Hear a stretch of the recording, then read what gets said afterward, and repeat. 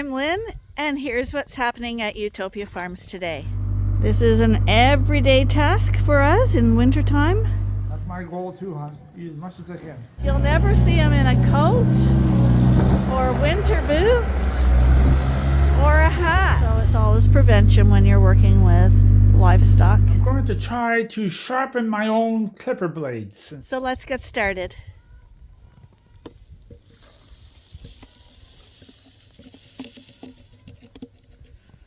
Feed the birds. So, as you may gather, it's brutally cold today. So, we're bundled up. This is our old mother cat. She's really old and she's starting to pee, not in her litter box. So we let her spend the daylight hours at the barn with the other cats, so that she's not messing all over the house. There you go.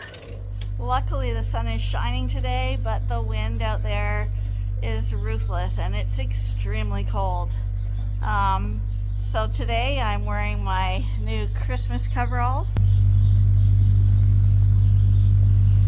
I went all over town looking for coveralls for women, either lined or unlined, and I must have gone in 6 stores, which basically covered it for our area, and not a single thing for women. So I ended up going to Canadian Tire and purchasing some hunting coveralls that fit pretty well. So I'm hoping they're gonna do the job. They look pretty stylish, but it's not because I'm a hunter, it's because I couldn't find anything else. So we're just doing our morning routines in this cold. I know we say it all the time, but the coveralls that we're in are just wonderful. They're basically just windbreaks, but it's amazing how much warmth a windbreak can provide for the animals and for us too.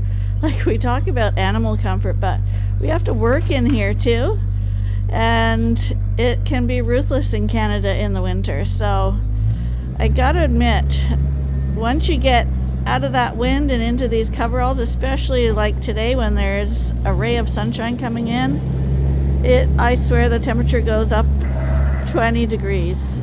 It's quite cozy for them. You are lovely, 'cause you're glad, son. Yeah, 670. This is an everyday task for us in wintertime. In some countries they may think, why do people in Canada have all these shelters and barn feeders and feeding all that hay? How impractical. But it's because it's brutal here in the winter and we don't have too much choice. Even the people in Canada who choose to feed their sheep and house their sheep outdoors have to feed their sheep all winter, because there just is no grass at this time of year. And it won't be coming back up until like April. So this is our reality. Nothing we can do about it. Global warming's trying to help us along, but that's a slow process. So he places the bale at the end of the feeder, loosens it up, and then rolls it out.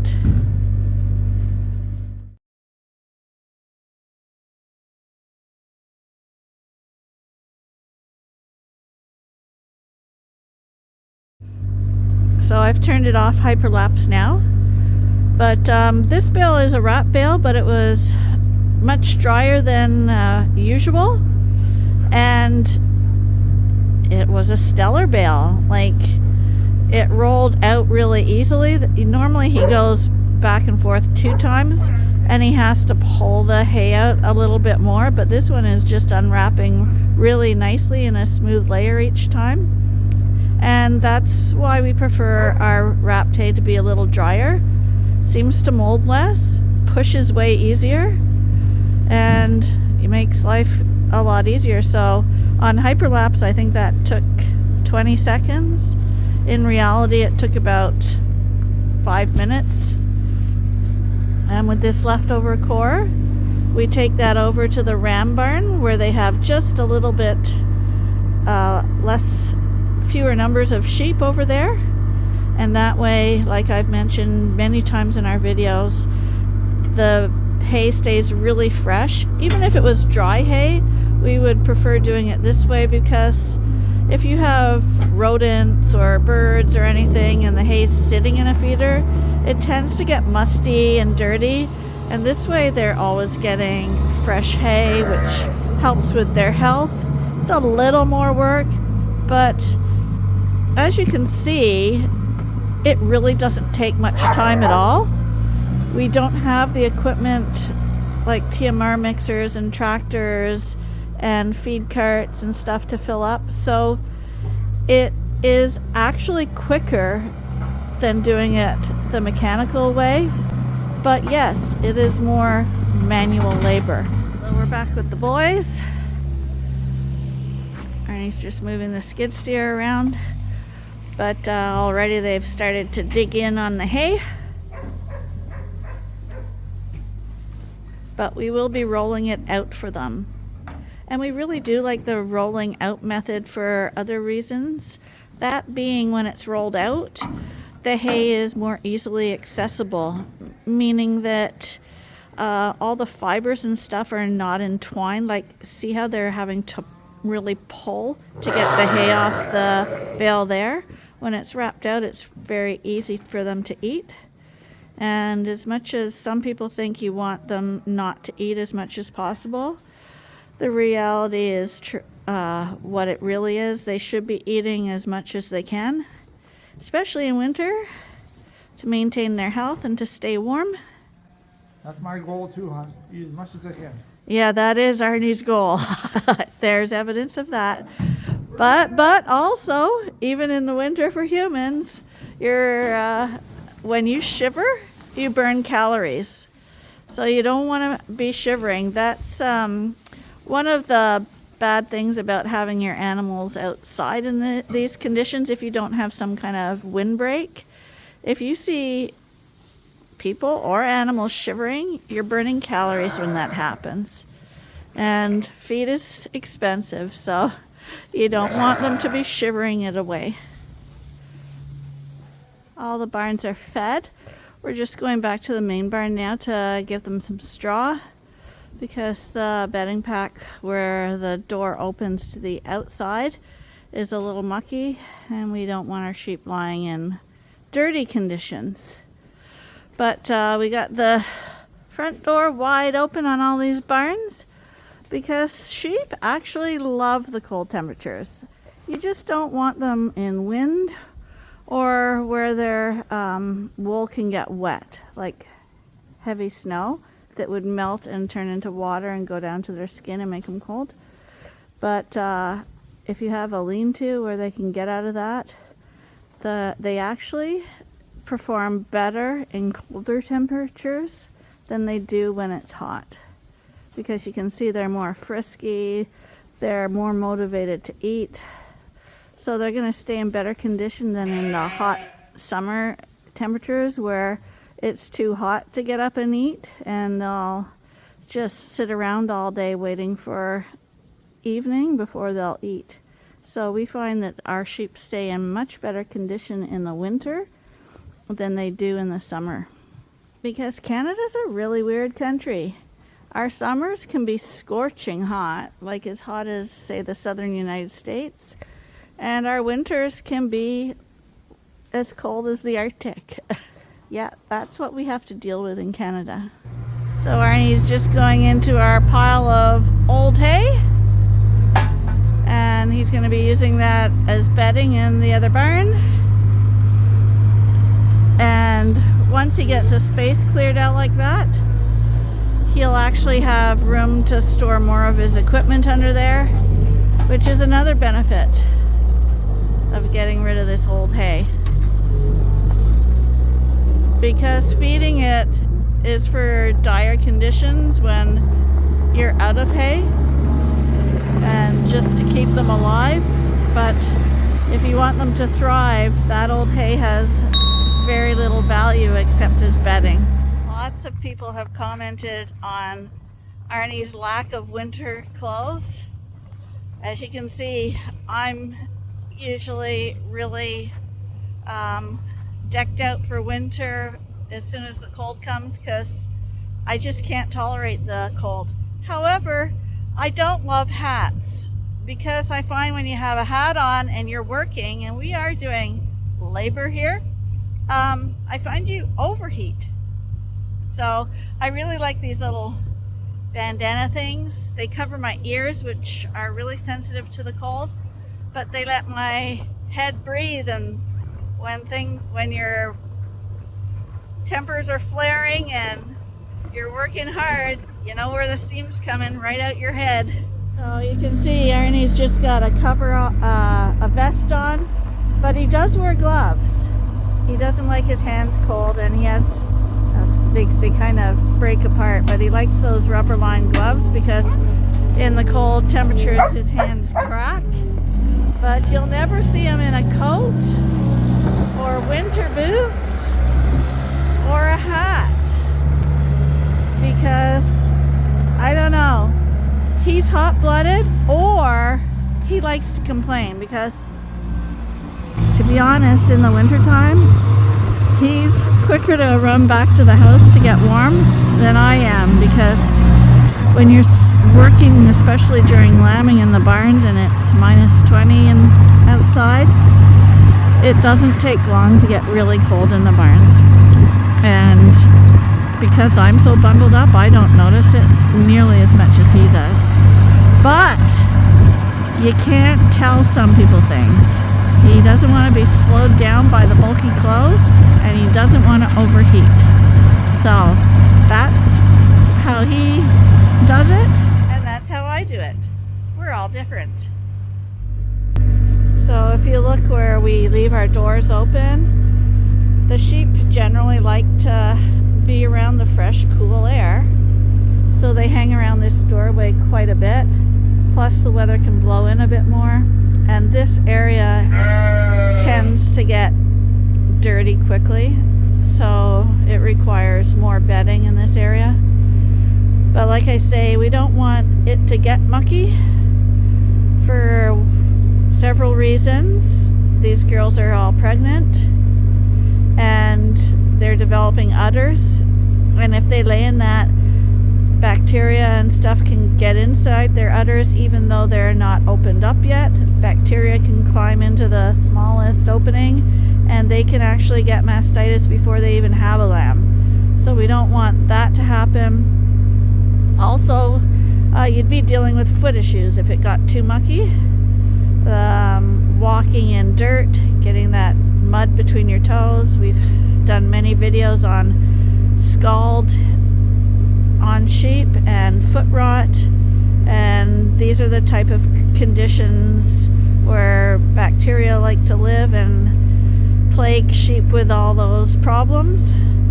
However, if you put out fresh bedding, you avoid all that. So it's always prevention when you're working with livestock. We still have the rams in here. As you know, we basically put the rams in and just leave them there. Sometimes we've left the rams in even while they're lambing. We don't care about lambing in a really small window because for our space we need to have our sheep spread out for lambing. But at this time of year, all the sheep should be bred anyway, so it's really irrelevant whether the ram is in here or not. Occasionally you have a ewe that dragged on for some reason. She may have even lost an early fetus and cycled again. Who knows? So occasionally you'll get a few stragglers that actually get bred, but 95 to 98% are all bred, and it's totally irrelevant whether there's a ram in here or not. We just put a few strips of bedding out and they'll walk through it and spread it around. We had a little left over, so we popped it into the pen on the other side as well. They're not as dirty because, like I say, they're not by the open doorway.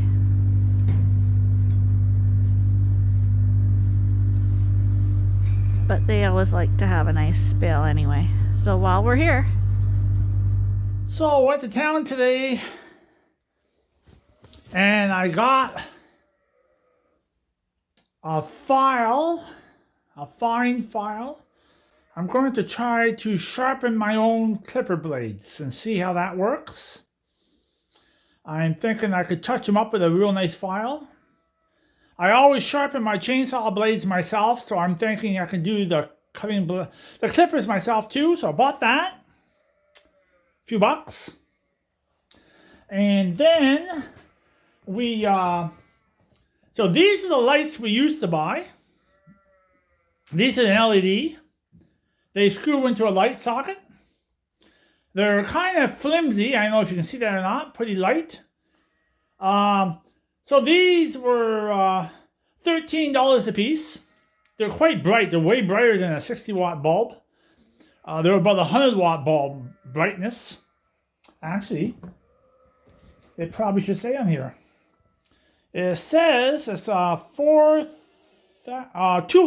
They say it's a 200 watt equivalent to a 200 watt light. So about 200 watt bulb. You can see they're pretty flimsy. That bent over already.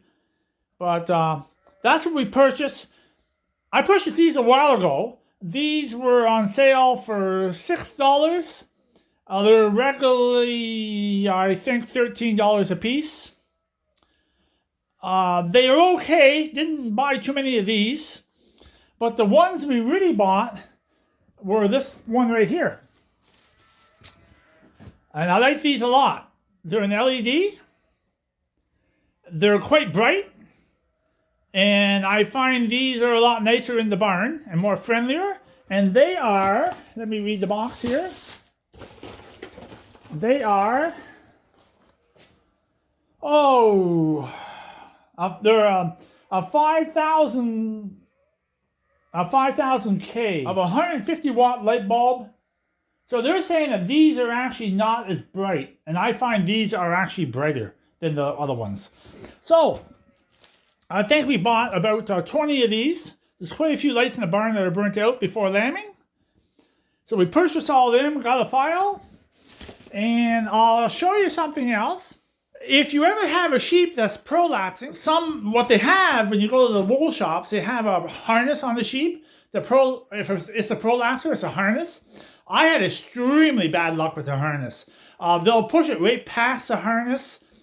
It's rare that I got the harness to work correctly. Maybe it's just my bad luck, or maybe not. But I tell you, I'll just show the camera here, and I'll show you what the way we do it. So we use a rope. This rope right here. It's about 22 or 24 feet long. It's a 1/2 inch nylon rope. And that's what we use. It works really good. But I thought the nylon rope was a little bit rough on the skin of the sheep. I mean, it didn't make any sores. I just feel it. I don't think I want to be tied up with nylon rope. So what I did today was I bought this rope here. It's called a bolt rope. It's actually more softer to the touch. It feels real soft. It's a 1/2 inch rope, and it came in a package. It's 24 feet long. It does have a hook at one end, which I didn't really want to have. But I'll probably just leave that hanging on the sheep. It may be a good way to catch the sheep. Or I'll take it off. I'll see what happens. Because, yeah, they braid it right inside there. So I don't know how easy I can get that out. But that's what we bought today for a sheep that prolapse. If you have a sheep that prolapses, we're prepared for it. Because there's always a few that show up. If I have one, I'm definitely going to show you how to put the rope on the sheep. It works really good. We've used it several times and worked perfect. And even when the sheep had her lambs, she put the lambs right through the ropes never even bothered her. So if we have a sheep that prolapses, I'll definitely show you. The rope works extremely good. Real cheap way to do it. And the rope, I just can't say enough about it. The rope works fantastic. So right now I'm going to go to my shop and I'm going to see how good a luck I have with the file. Bought some new clipper blades. I'll show you them. And I like these clipper blades here. I like this clipper blade a lot. It has a real good length of the cut, so you take a good swipe off. But I find it gets dull really easy. So I'm pretty confident that I can go to the shop and sharpen that blade up a little bit. Just give it a little touch and see if I can get it a little sharper by the touch. And then tomorrow I think we're going to pull the rams out, and I want to trim them before they go into the group that I know they've been done for the year. So right now I'm going to try to sharpen these up a little bit and see how it goes. I did use the file. It's actually quite a fine file. It has a very fine grain to it. And I'll show you how that turned out. Got a little cardboard here from a John Deere filter. And we'll just see how it cuts.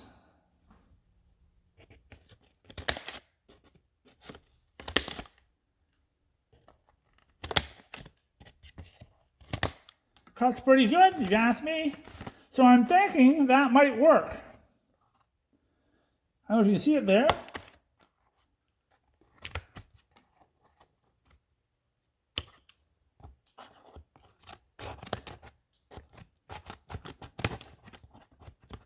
And if that works, I guess, we're, I don't know if you can see it or not, but you see how see that shiny part?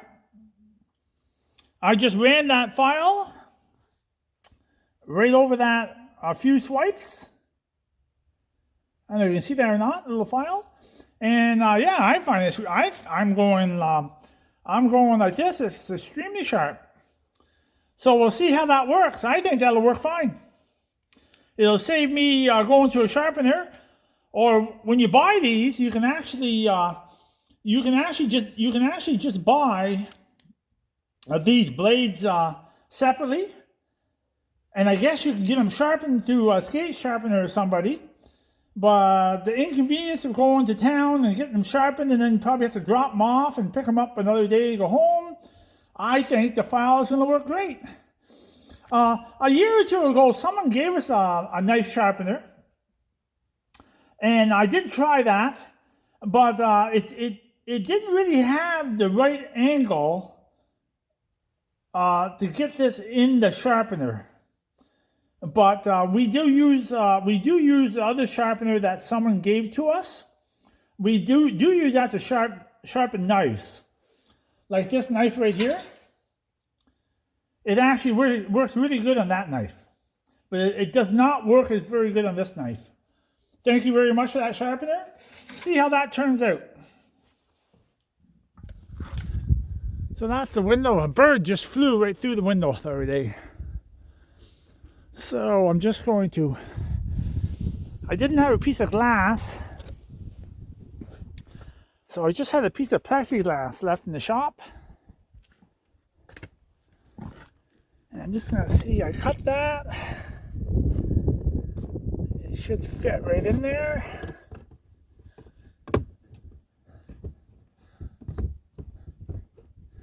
Like that.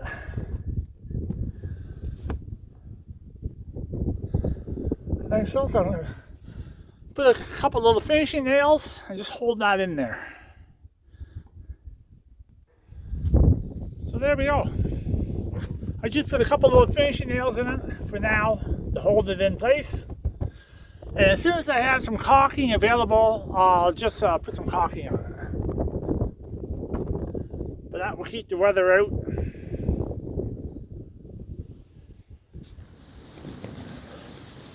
So today it's ice cold out. I think it's minus 12 or minus 14 tonight, pretty cold.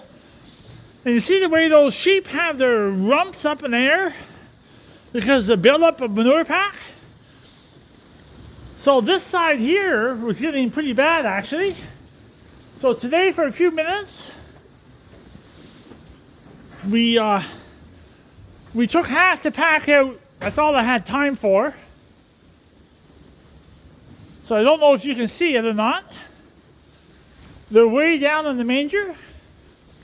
And you can see we took out about 20 inches of manure right over here. And this part's not cleaned out yet.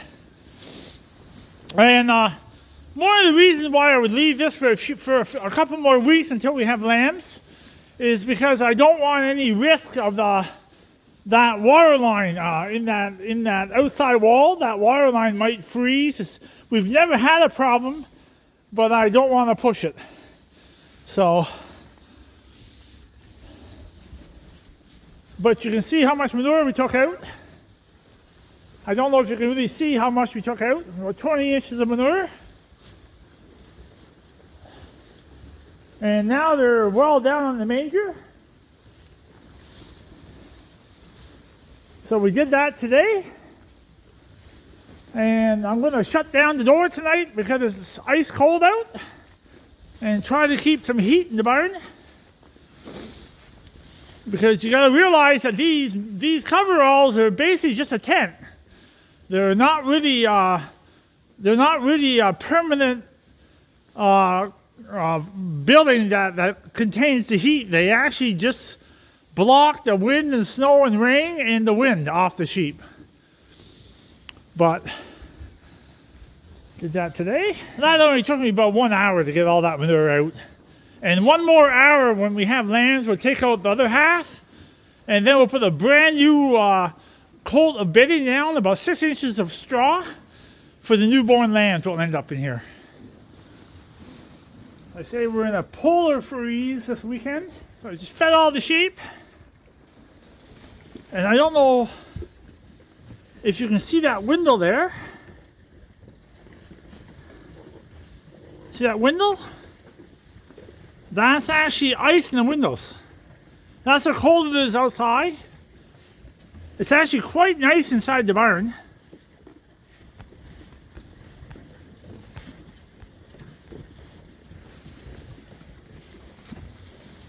So they're all fed. Lots of hay tonight. And this barn here got lots of bedding. Bedded them all up tonight. They all got second cut alfalfa. So we'll just take a look at these guys today. See what they look like.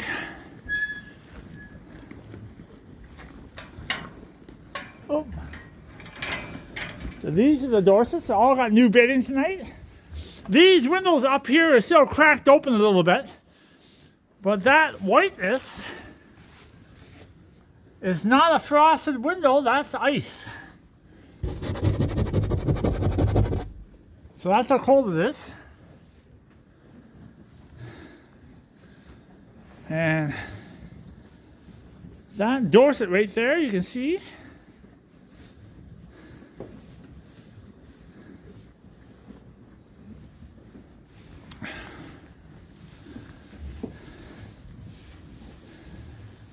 I'll show you for a second. Oh, yeah, they both of those Dorsets on the end there. I'll just try to zoom in here.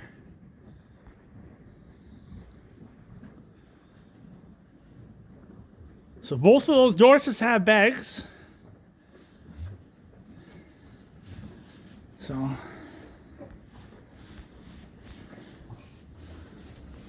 they all look good.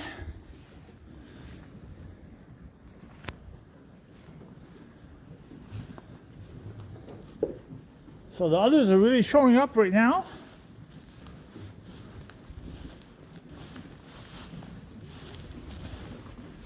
Yeah, I see a lot of others. So, but they all have brand new straw today, and If they run out of hay, they can nibble off that half a bale that's left there. We're going to check out the Suffolks.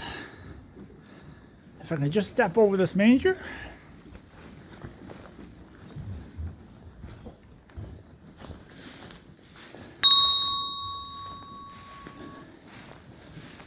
Let's see if we see any others here.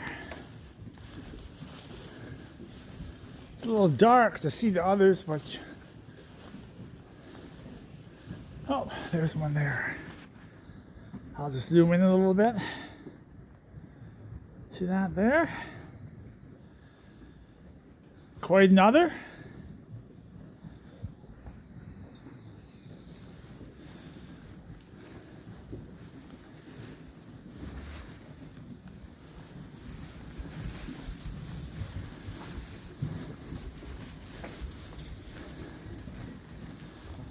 Right there, that one there.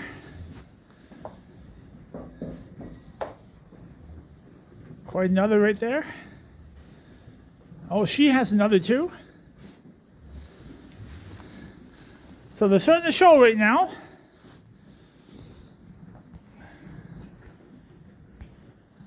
I actually don't want to see too much other too early, because that would indicate that they're going to have more other or more bags than what they really need. So, but they're looking good. So I see a lot of others. There's a lot of first timers in here. So I expect we'll have a share of single lambs. Not always, but probably have more single than a lot of people would want to see. Like, a lot of people have this mentality: if they have a single lamb, we're going to call the sheep. I'm not quite getting that too much. First time mothers are supposed to have singles. Quite common. They got to learn how to be a mother. So, shutting all this down. Nice and toasty in the barn tonight. Like when I say it's warm in the barn, it's not warm where you would say it smells. It's not a very good environment. There's enough ventilation running through the barn. It doesn't smell. It's just a little bit warmer that they're going to lay down tonight and not be shaking. And I'll just show you the temperature right now. That's why we lay them out in this barn, because you can lay them out here quite easily and not have any problem with cold temperature. So I'm going to call that a night. We'll see you tomorrow. Have a good day. Subscribe, give a like, give a click, pass it to a friend. Greatly appreciate it. And we'll let you know what happens tomorrow if we don't freeze to death. See you later.